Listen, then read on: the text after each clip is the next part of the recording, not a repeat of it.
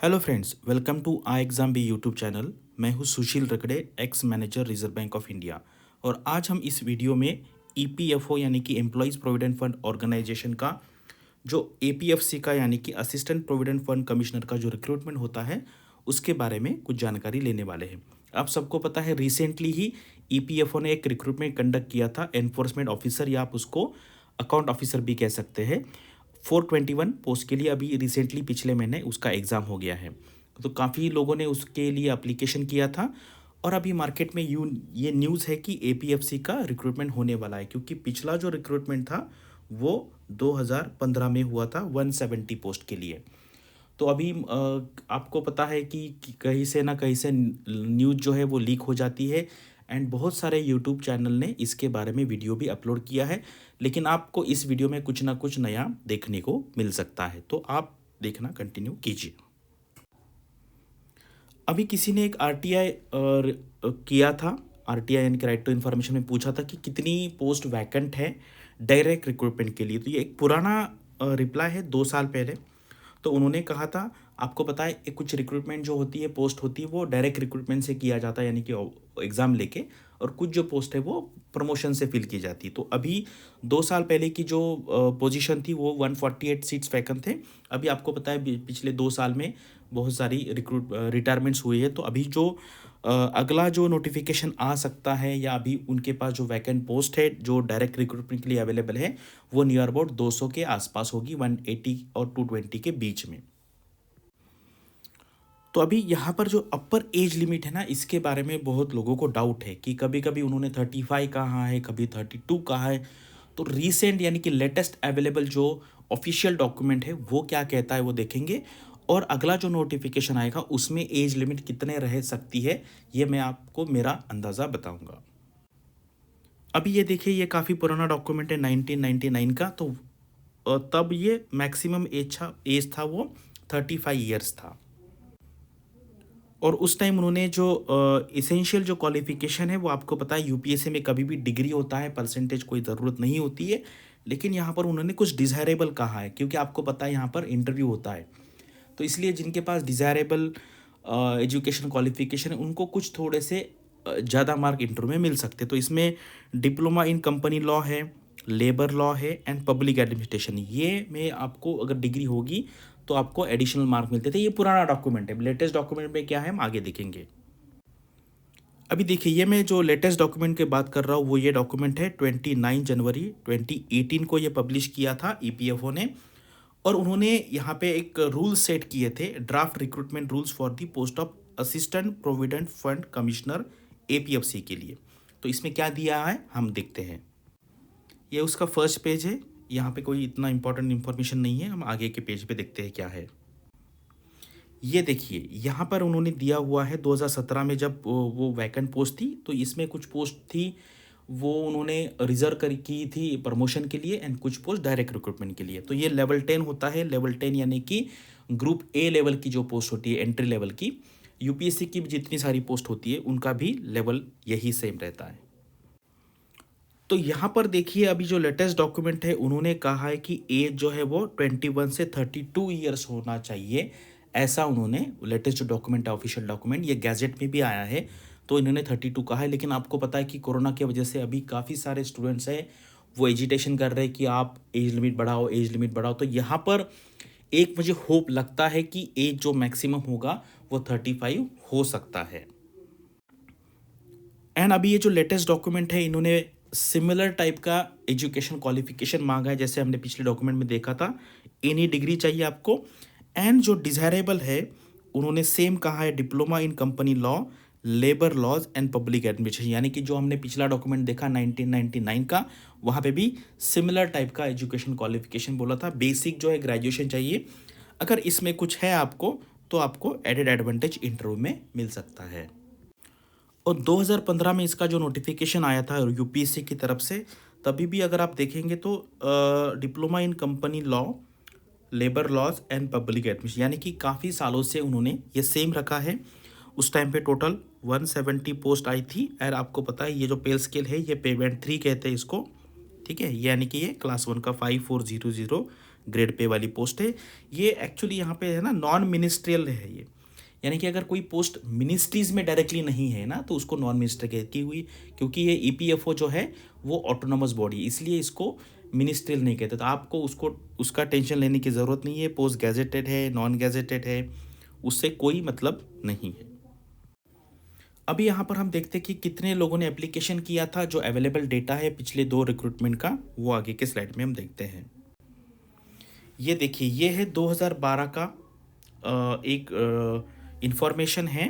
किसी ने आरटीआई में पूछा था कि 2012 में जो रिक्रूटमेंट हुआ था उसमें कितने लोगों ने एप्लीकेशन किया था। तो ये डिफरेंट डिफरेंट कैटेगरीज है, उसमें किसी ने ये भी पूछा था। तो अभी ये पता नहीं कि ये वुमन सिर्फ जनरल कैटेगरी वाली है या सब मिक्स है, लेकिन हमको उससे कुछ लेना देना नहीं है। ओवरऑल जो टोटल एप्लीकेशंस आए थे नियर अबाउट 3.5 लाख के आसपास आए थे 2012, यानी कि नियर अबाउट 10 साल पहले की हम बात कर रहे हैं। अब ये रिसेंटली यानी कि वो उसको भी अभी 5-6 साल हो गए। 2015 में जो नोटिफिकेशन आया था 170 पोस्ट के लिए, तब अगर आप कंपेयर करें कि 2012 के हिसाब से कम लोगों ने एप्लीकेशन किया था, नियर अबाउट 1.63 लाख लोगों ने ही एप्लीकेशन किया था। लेकिन मुझे अभी लगता है क्योंकि रिसेंटली जो फाइनेंस ऑफिसर का इन्फोर्समेंट ऑफिसर का जो रिक्रूटमेंट हुआ था वहाँ पर नियर अबाउट 10 लाख लोगों ने वहाँ पर फॉर्म फिल किया था, लेकिन आई थिंक अपीयर बहुत कम लोग हो गए थे, यानी कि 2.5 लाख के आसपास लोग अपीयर किए थे। लेकिन अभी कंपटीशन बढ़ने वाली है, ये तो श्योर है। अभी यहाँ पर क्या ना, ये डॉक्यूमेंट पब्लिक डोमेन में अवेलेबल है, बहुत सारे लोगों ने देखा है। तो स्टूडेंट्स को यहाँ पे डाउट आता है कि ये इतने सारे मार्क्स कैसे आ गए। ठीक है, क्योंकि आपको पता है रिक्रूटमेंट जो टेस्ट है वो 100 मार्क का है, इंटरव्यू भी 100 मार्क का है। तो ये कैसे हुआ, तो उन्होंने क्या फॉर्मूला सेट किया है मैं आपको आगे दिखाता हूँ कि आपको जितने मार्क्स मिले हैं रिटर्न में उसको 3 गुना किया है। ठीक है, यानी कि रिटर्न के मार्क्स को 3 गुना मल्टीप्लाई करेंगे एंड इंटरव्यू के जो मार्क्स है उसको 1 गुना मल्टीप्लाई करेंगे, यानी कि ये टोटल जो मार्क्स है ये आउट ऑफ 400 है। ठीक है, तो ये कट ऑफ जो है वो आउट ऑफ 400 है। और मैंने जो आपको इनिशियली बताया कि इंटरव्यू का वेटेज कितना है, तो इंटरव्यू का वेटेज 400 टोटल में से 100 यानी कि 25% है। कुछ लोगों को ऐसे लग रहा है कि टोटल ये हो गया 200 एंड इंटरव्यू को है 100 तो 50%, ऐसा बिल्कुल नहीं है। तो इंटरव्यू का वेटेज जो है वो 25% है। मैंने एक टेलीग्राम चैनल पे पोल भी किया था, तो नियर अबाउट 55 to 60% लोगों को पता नहीं है कि इंटरव्यू का वेटेज कितना है, इसलिए मैंने ये वीडियो बनाया कि आपको ये एडिशनल इन्फॉर्मेशन मिल जाए। देखिए इन्होंने यहाँ पे लिखा है कि 100 मार्क्स है। एक्चुअली अगर आप क्वेश्चन देखेंगे ना तो 120 क्वेश्चन है, मतलब जनरली ऐसे होता नहीं कि 120 क्वेश्चन को 100 मार्क्स, लेकिन ऐसा ही है। इंटरव्यू को मार्क्स है 100।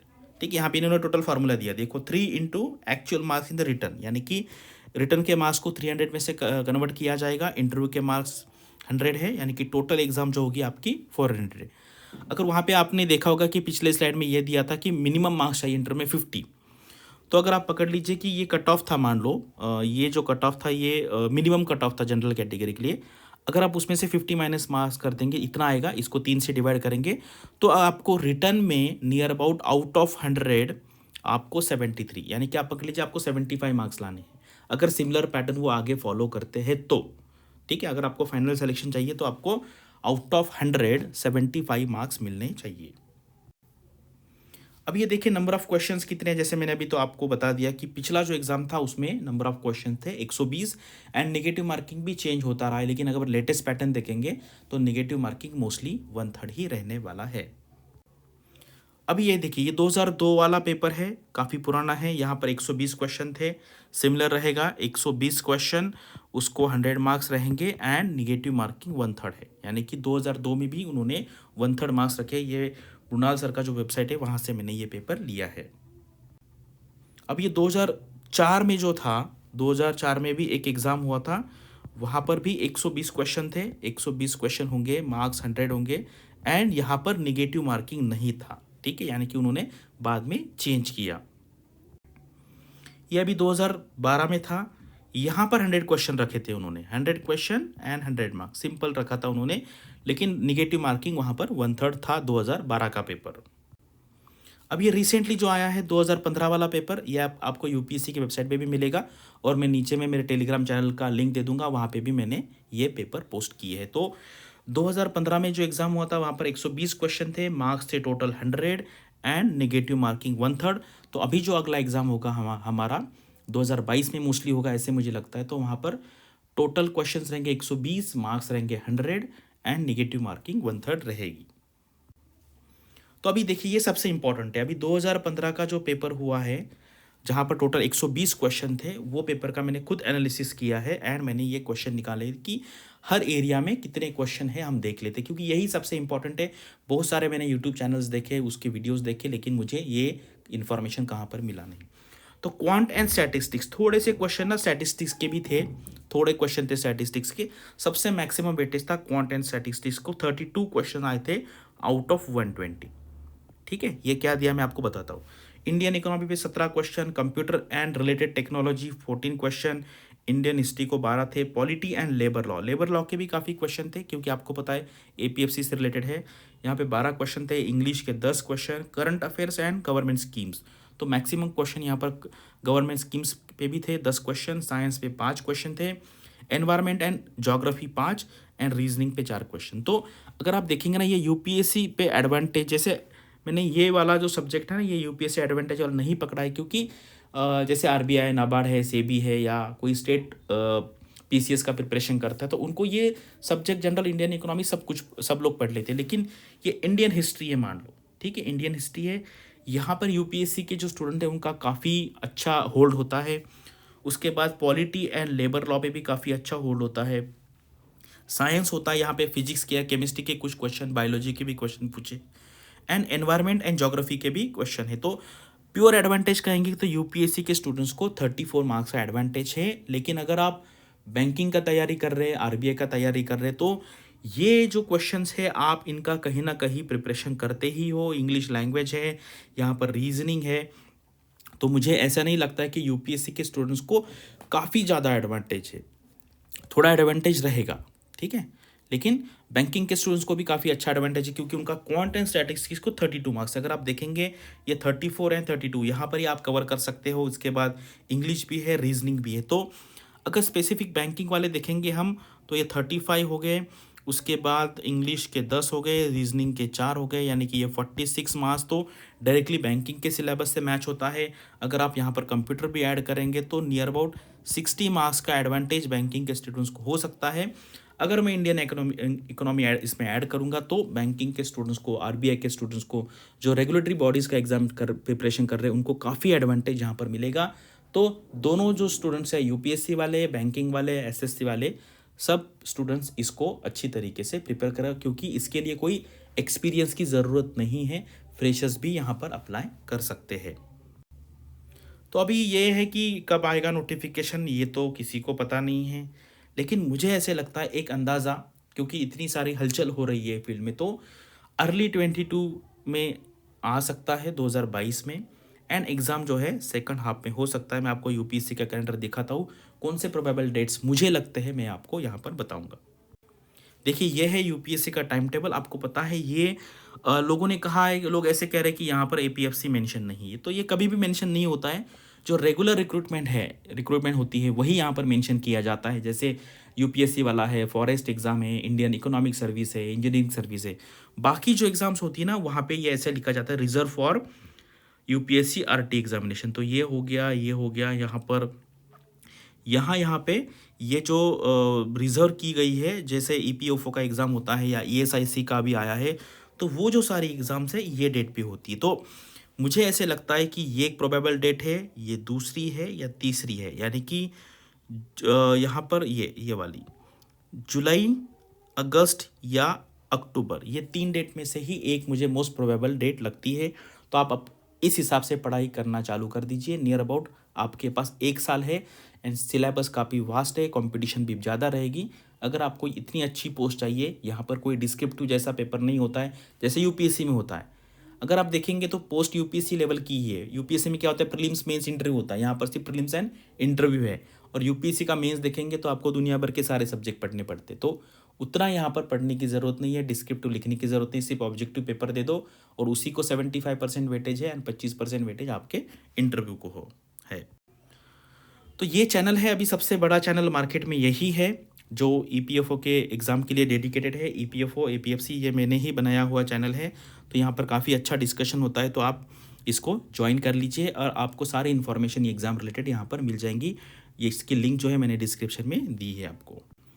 तो बस यहाँ पर आप को काफ़ी अच्छी इन्फॉर्मेशन मिली होगी। जो मैंने काफ़ी चैनल्स देखे, वहाँ पर मुझे कुछ कुछ पॉइंट मिसिंग लगे, तो मैंने सारे वीडियोस देखे, काफ़ी रिसर्च करके वीडियो बनाया है। तो आप इसको आपके स्टूडेंट्स को या आपके फ्रेंड्स को सेंड कर सकते। Thanks and all the best for your studies and upcoming examinations.